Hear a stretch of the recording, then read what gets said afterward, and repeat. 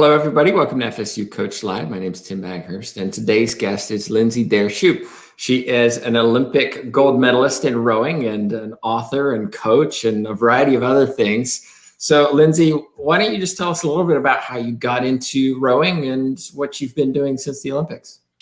I got into rowing on accident, actually, when I was about 20 years old. And I say accident because it really happened kind of in a series of serendipitous moments where I bumped into the head rowing coach at the University of Virginia. I was there as a student. It was the fall. It was December of my junior year at the University of Virginia, and bumped into him. He saw me and said, suggested that I try rowing.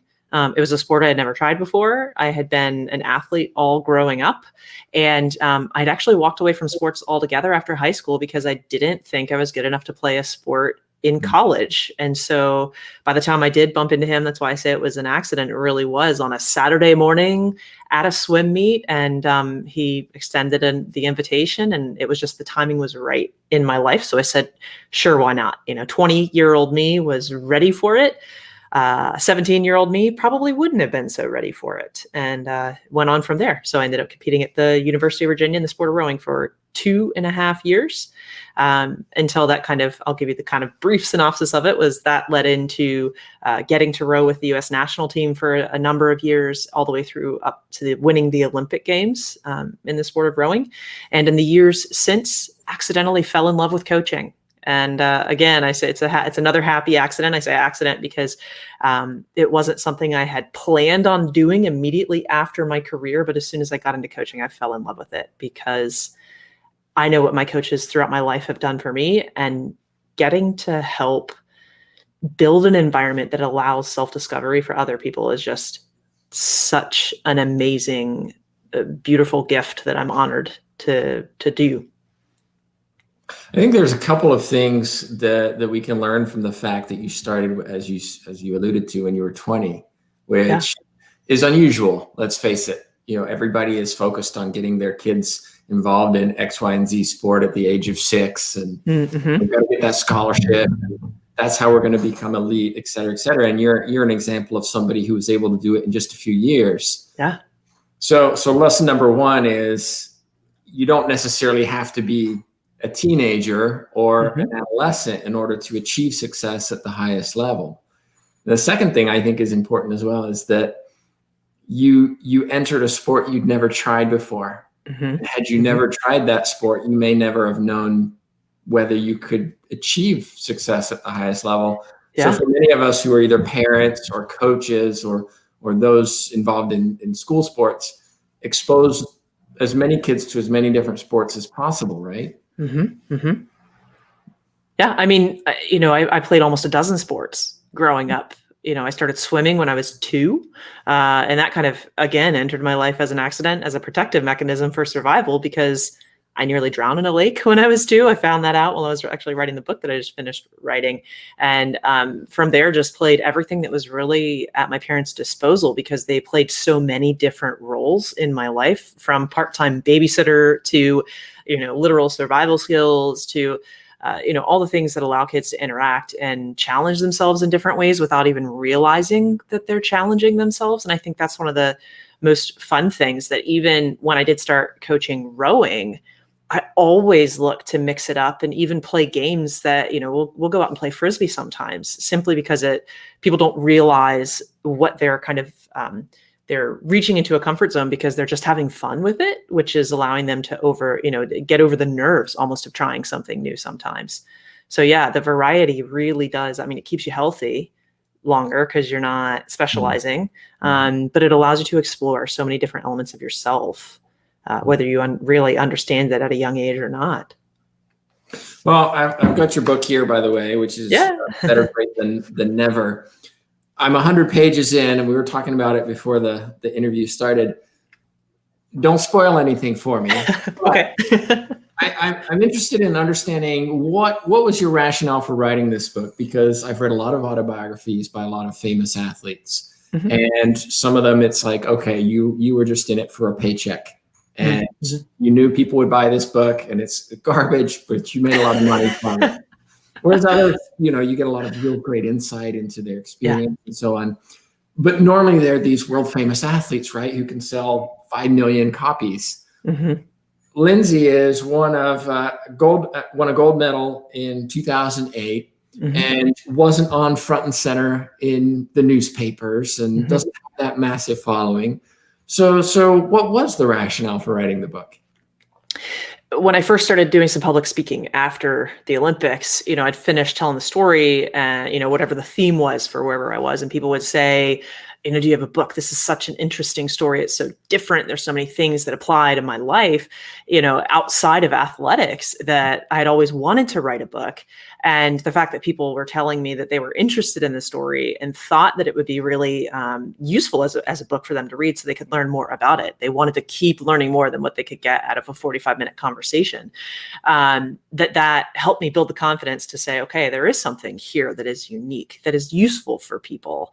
And so finally writing the book, the experience that I tell about is all the way up through the Olympics and a few weeks after the games. But the insight that I've had as a coach over the last decade after that experience has allowed me to tailor the story in a way that was not only the reflection of the experience that I went through in that moment, but all of the things that I've gotten to share with people since, and to look and have to, as a coach, move in and out of who was I at that age? Because I have gotten to coach middle school athletes and high school athletes, collegiate, and then also elite and Olympic and Paralympic athletes. And so looking at the lessons that are continuous along all of those things and the stories that I've retold those various groups and how I've shaped those conversations really helped me guide this story and the little lessons that I got to drop in along the way. And one of the biggest things that really put me over the edge of, okay, I need to write this story now, is that I had an athlete come up to me at a practice. This is a collegiate athlete, tall, physically talented, intelligent, outgoing, but her confidence, you could see, just wasn't there. And over a period of time, I started to see that young athletes in particular were developing kind of this growing sense of self-doubt that they were having trouble getting over. And, this young woman said to me, but Lindsay, you can do that because you're you.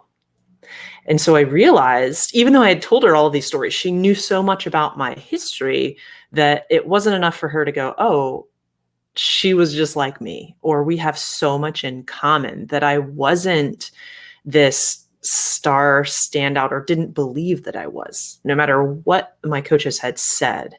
And so it also made me realize, what was it that helped me develop the confidence to go all the way to the Olympics?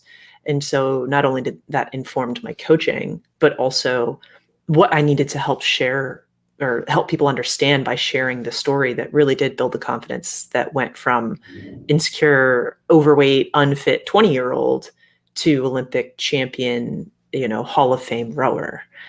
So that's the story that really unfolds in the pages of the book.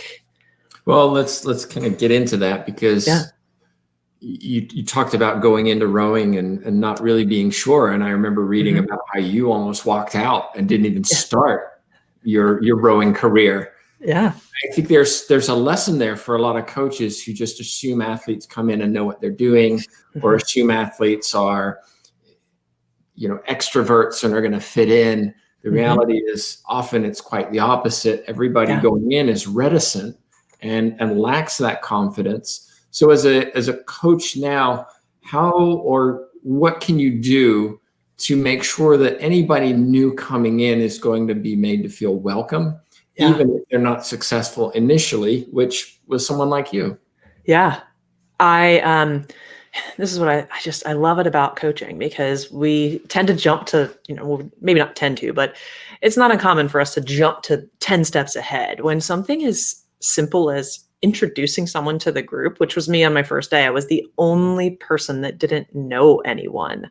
And so walking in, I was uncomfortable until an athlete reached out to me and literally just told me her name, introduced herself to me. And that has stuck with me as a coach, where the first thing I do as a coach that matters is to learn every single person's name.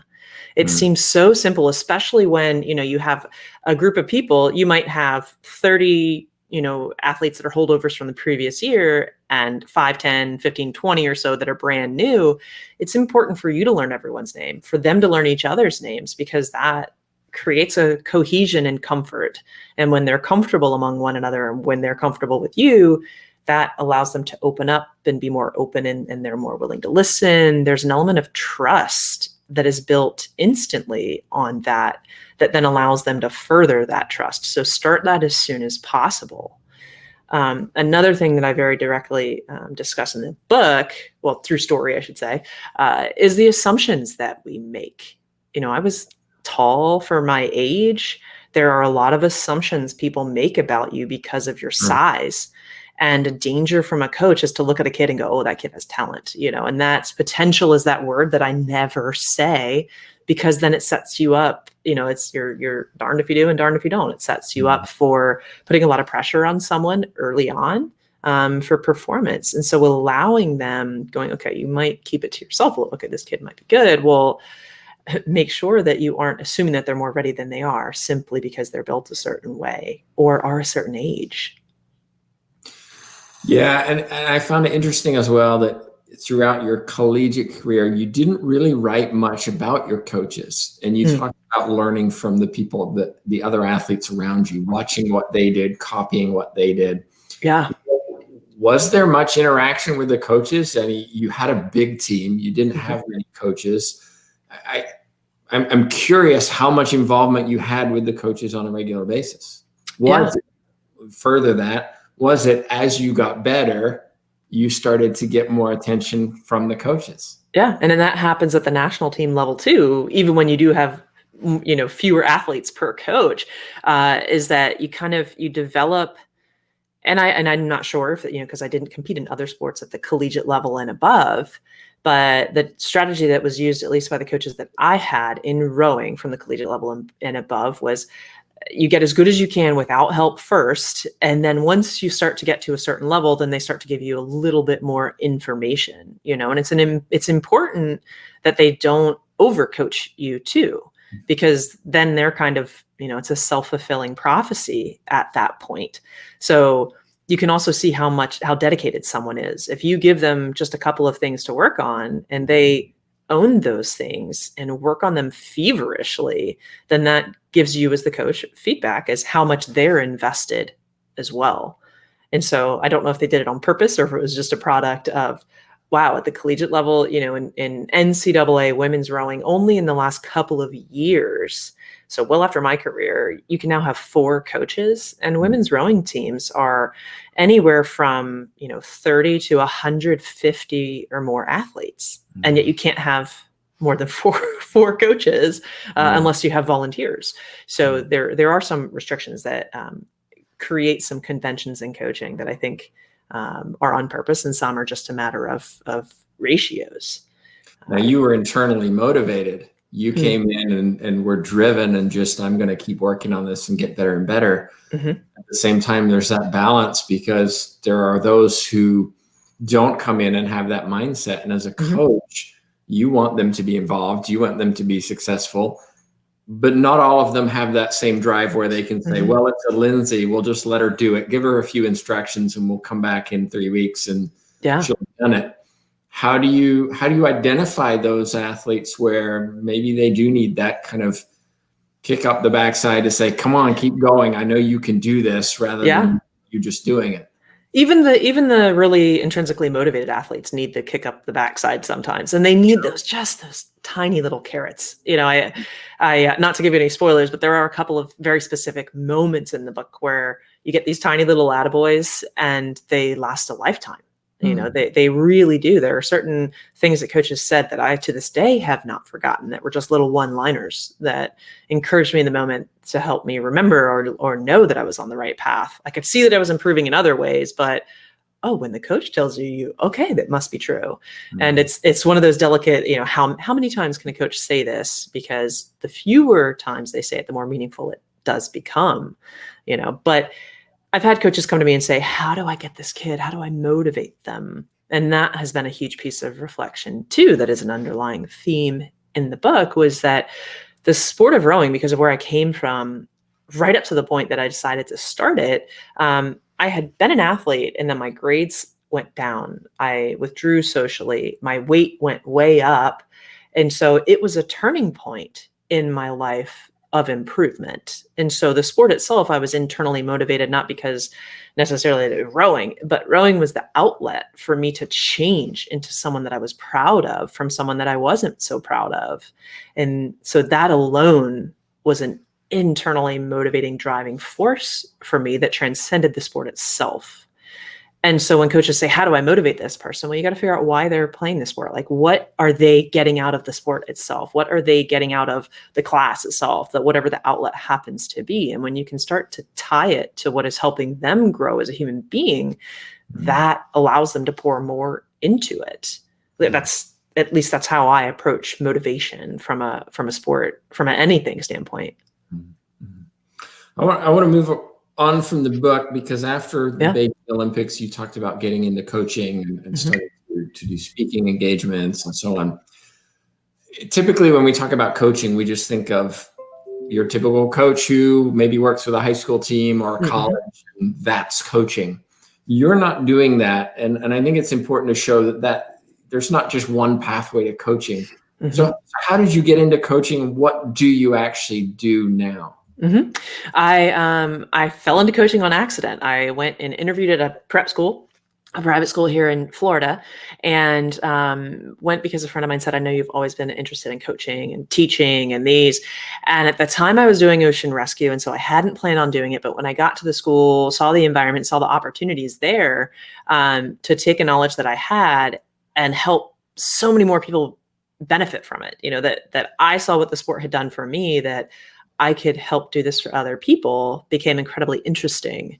And you also find yourself growing in that, where you're like, okay, what could I have possibly said, or how could I have said or done this differently to be better next time, to help more people or make it clearer, a smoother transition from A to B, so to speak. So I coached at the high school level, and at that time, middle school, high school, and also at the club level, so outside for the school itself.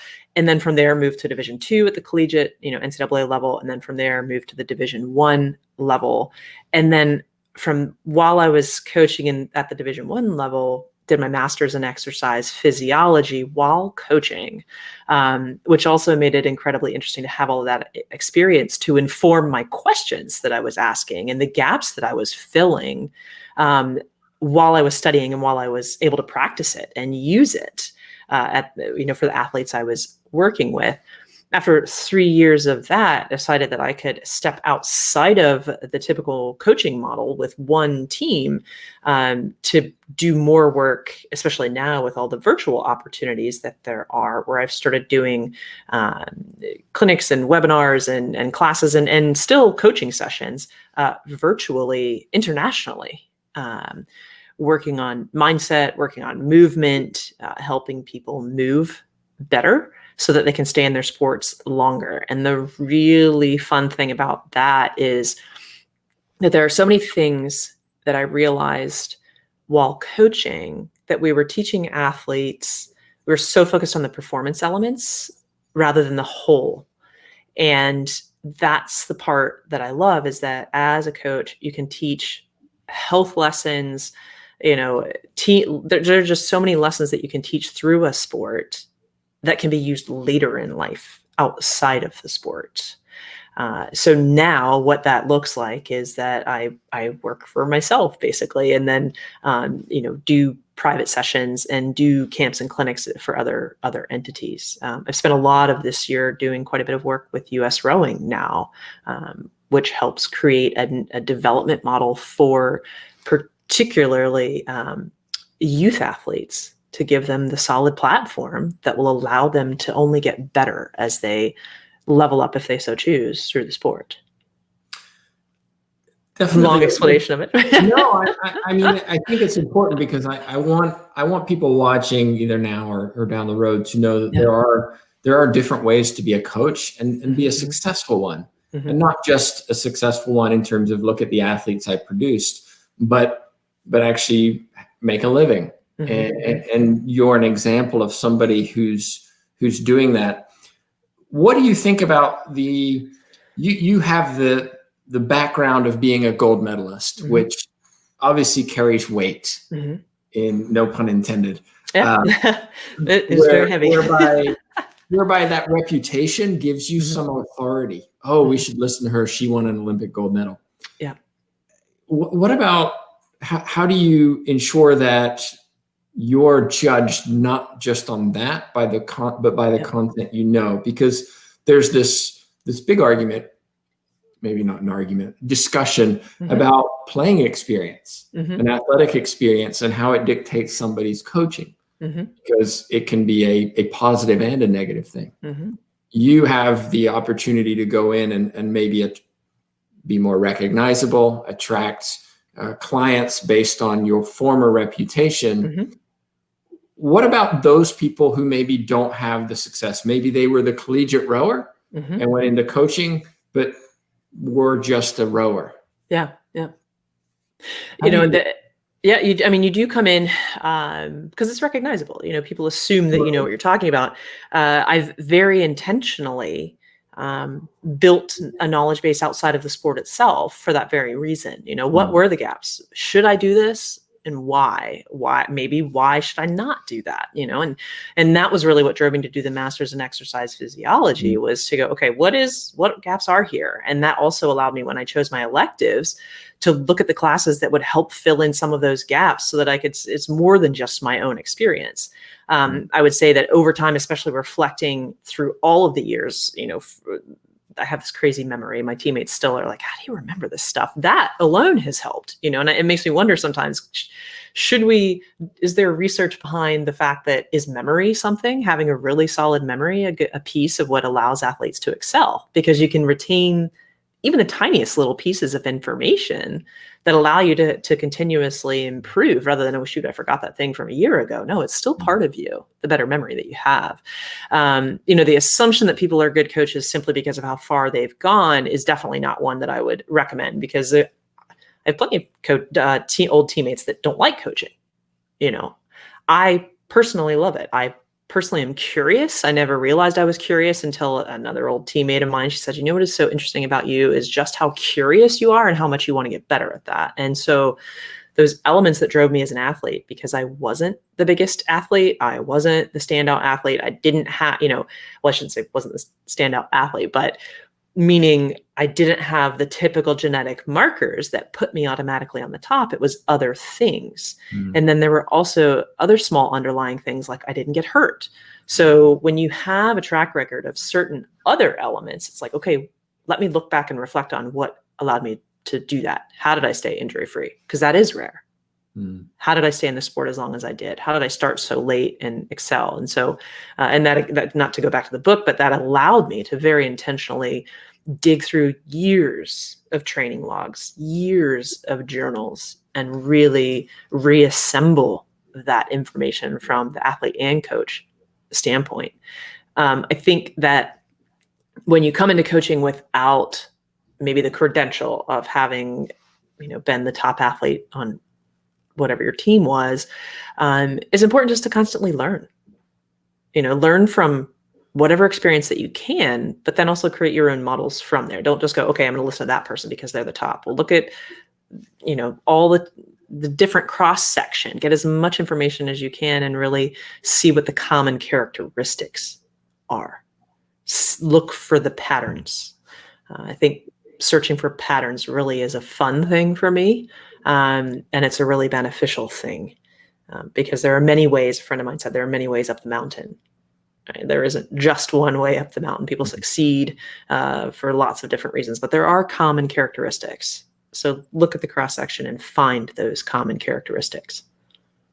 One of the guests who's been on the show and did an interview talked to me afterwards and was talking about training programs and training plans, and he's an Olympic coach and mentioned, and he said to me, he said, Tim, it doesn't matter what training program I give.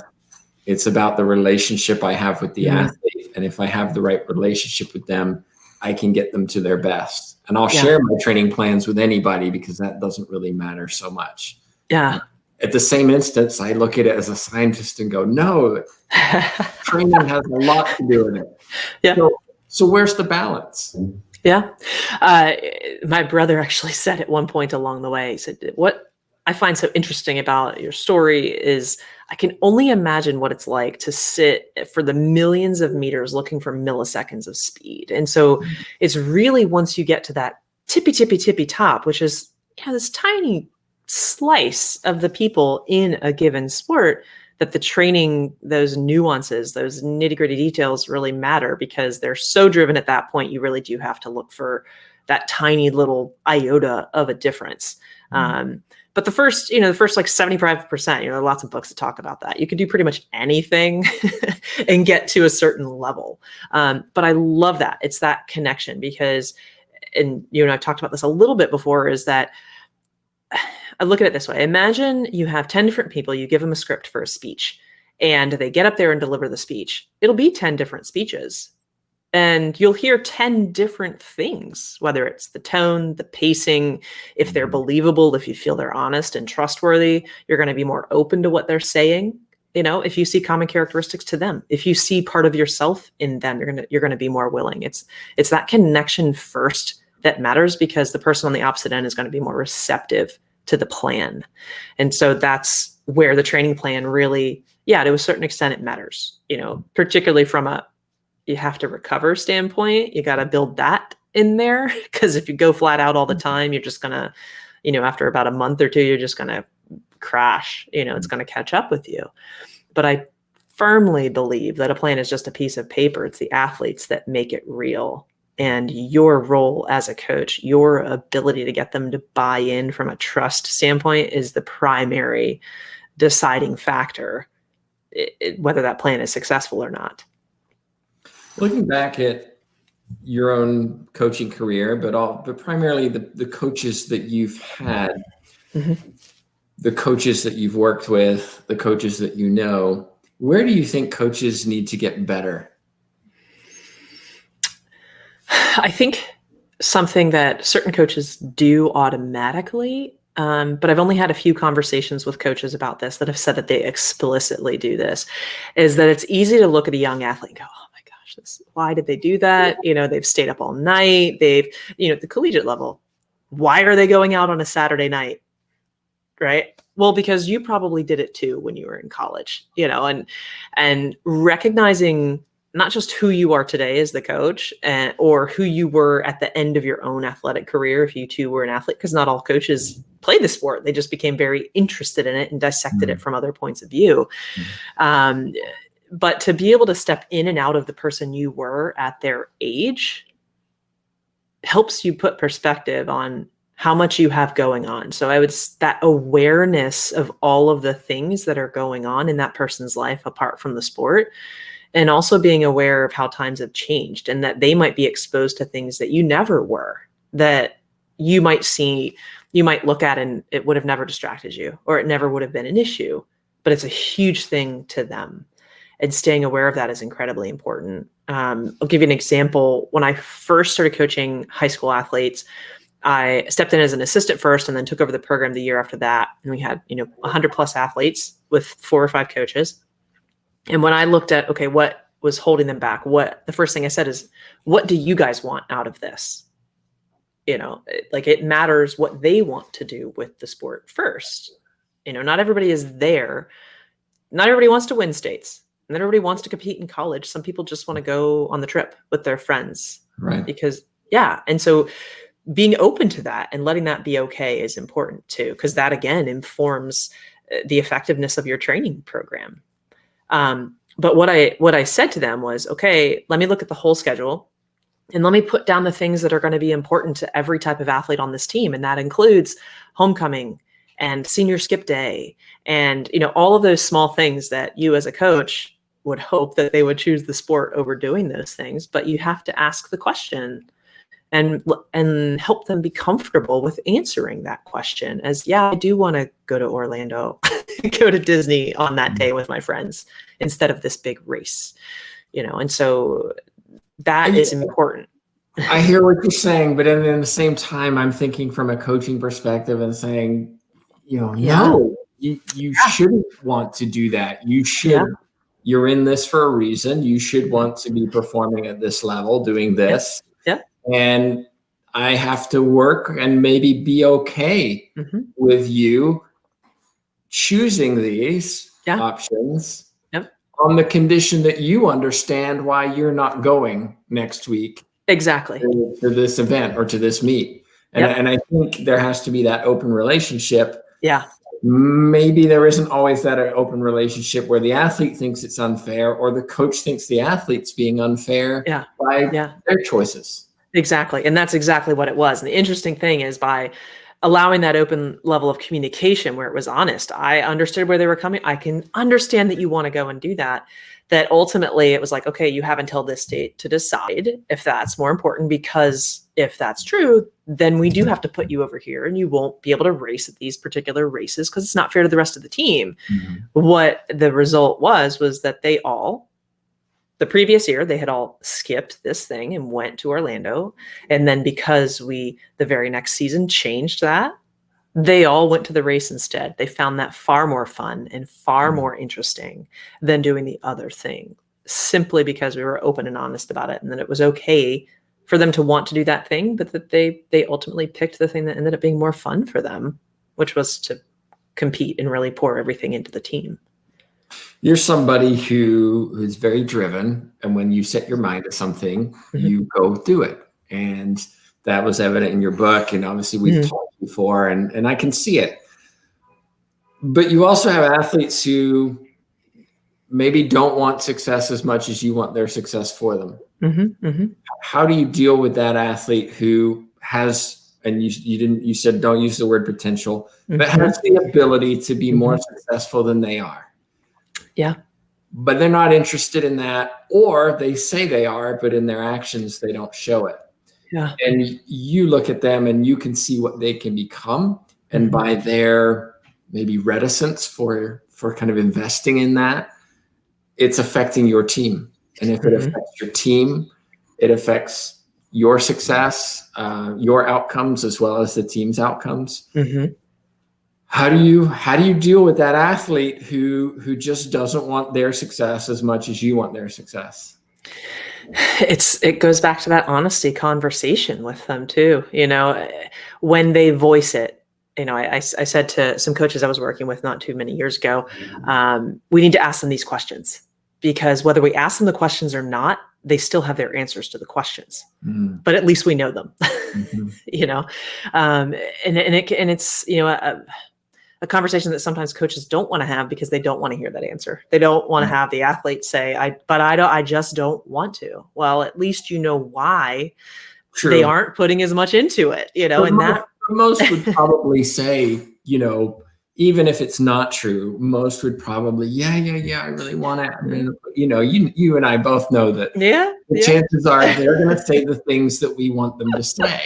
Yeah. So there's that line of, this just isn't for you. This is not benefiting our program. The fact that you want to just kind of tag along and be a rower is great, but it's not helping our program. Yeah. So where's that balance of we want you to be honest and open and we'll work with you for what you want versus you're in some ways dead weight to our team and not helping. Yeah. So how do you, is there any kind of rules or kind of process where you just go, this person shouldn't be part of our team? Yeah. I mean, for me personally, there are a couple of things that I really found beneficial. Many years ago now, I read a book called The Leadership Pipeline that talks about people that get promoted, but probably shouldn't. It's just because, that kid that is, a standout athlete has those boxes checked, that kind of is the one that everybody votes for captain, and they probably shouldn't be, and we've seen that, been there. How can they play other roles? In the Leadership Pipeline very specifically talks about the people that should move up and the ones that shouldn't. And what happens how do you help that person continue to grow in other ways, even if they aren't the person that's going to be the top of the team? Can they help the team in some other way? I've worked with athletes like this where they do have the physical traits that should allow them to excel, but they only go to a certain level because this is how much they want to put in right now. But for some of their other personality traits, they were really beneficial for like recruits, when we would have recruits come into town, and because they love the school, they would talk nonstop about how much they love whatever their program is, what they loved about the team. And that was incredibly inviting, why they just literally loved being a part of the team. Even though they might not have been, maximizing their physical potential, but they were maximizing what they wanted from the team. It was beneficial in other ways. So just making sure that there is that clear communication of, this is kind of the level of what you get out of that person. Now, if the person is detrimental to the team, you have to sit down and look at your cost benefit of it. If you are not consistent as a coach, that was one of the first pieces of advice someone gave me when I first started coaching, was whatever you do, be consistent, because you can't give mixed messages to athletes, because that's incredibly demotivating. Talk about the kid that's physiologically gifted and 80% still they're the best kid on the team. Well, that isn't the person that you want, because it undermines the hard work that everyone else is doing. And in team sports, which I would say every sport is a team sport, because everyone is interacting in some way on a daily level and can positively or negatively impact everyone else. Whether it's the coach or the athletes, even just passing each other on the way to the pool, that you're interacting. That when you come together at the end of the day, if you're able to get, because you have such a better team dynamic, if you're able to get just like 1% more out of 100 people, that exceeds that, other kid in the long run. Because and even then over time, that's going to just invite more and more people in that want to be a part of that environment, and the whole culture just grows. That's excuse me. That's a hard call. Bad timing. Let me read your mind. That's a hard conversation to have, though, when you have a super talented athlete. Yeah. You have a super talented athlete on the team. It's Wonka vision over here. They're not putting in the effort, but they're still super talented. And you're, kind of having that discussion with them and calling them out, and they can just say, well, look at my times. Yeah. And well, sorry, we're not going to, consider you for the team, or we're not going to have you on the team because of your bad attitude. Yeah, but look at my times. Yeah. And it's that hard conversation where coaches sometimes have to be brave, right? And a lot of times it's easy to take the easy path of just, we'll ignore it, or we won't talk about that issue. And that's where you talked about being consistent. I really like that. Yeah. It's just kind of to summarize, think about coaching in general, and think about those who are looking to become coaches or maybe improve it as coaches. From your experiences, what advice would you give them? Yeah. Something that I learned very early on after the consistency piece was that I was looking for ways, and this is particularly useful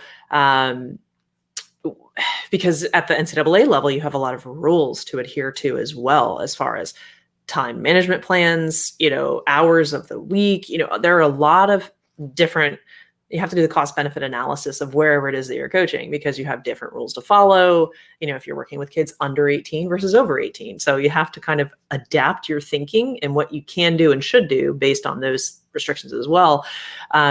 I created a scale that was measurable to a certain extent. It had objective things and subjective things, because that allowed us as the coaching staff for this particular team to help each other pay attention to every single person on the team and address the innate needs of the team. When I first started coaching at the high school level, attendance alone was a big issue. It was like, okay, how can we increase attendance? Just by doing that, that'll improve the performance of the team.